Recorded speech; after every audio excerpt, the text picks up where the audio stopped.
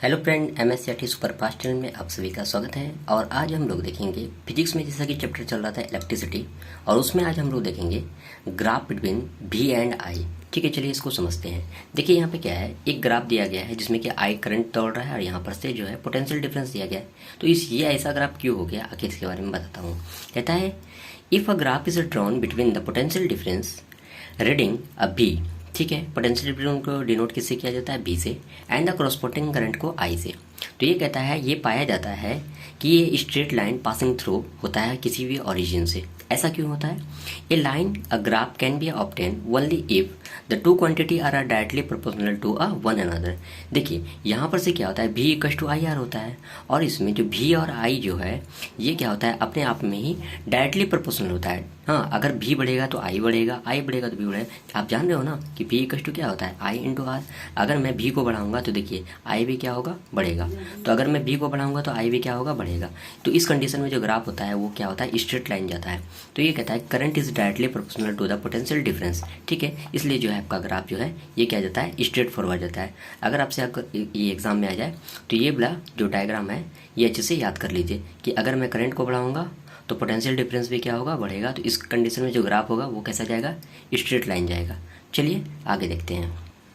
अब इसमें से हम लोग good conductor, resistor and insulator के बारे में समझते हैं। देखिए, on the basis of their electrical resistance all the substances can be divided into three groups. पहला क्या है कि गुड कंडक्टर होगा, दूसरा क्या होगा, रेसिस्टर्स होगा, तीसरा क्या होगा, इंसुलेटर। आपने दो तो बारे में पढ़ा होगा, एक गुड कंडक्टर और एक इंसुलेटर।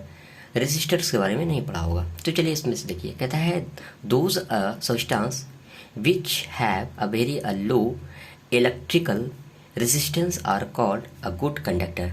ठीक है, गुड कंडक्टर क्या होगा, जिसका रेसिस्टेंस जो होगा वो जितना कम होगा वो उतना ही अच्छा गुड कंडक्टर होगा।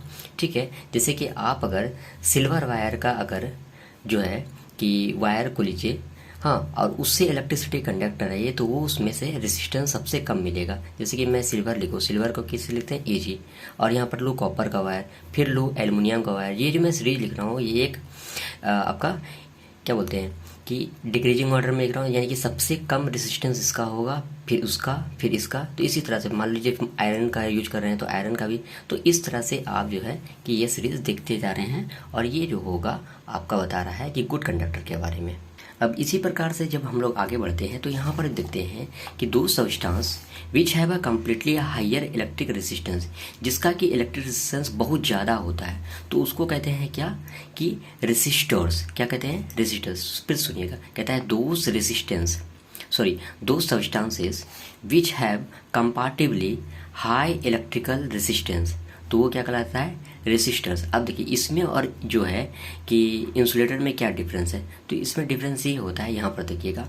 और जो है कि आपको ये पूछे कि रेजिस्टर क्या होता है, कि यहाँ पर देखिए इसमें ये कहता है, जैसे कि यहाँ पर ये कहता है कि the alloy like a nichrome. हाँ, उसके बाद फिर देखिए मैंगेनियम, ठीक है, एंड द कंस्टेंटिन।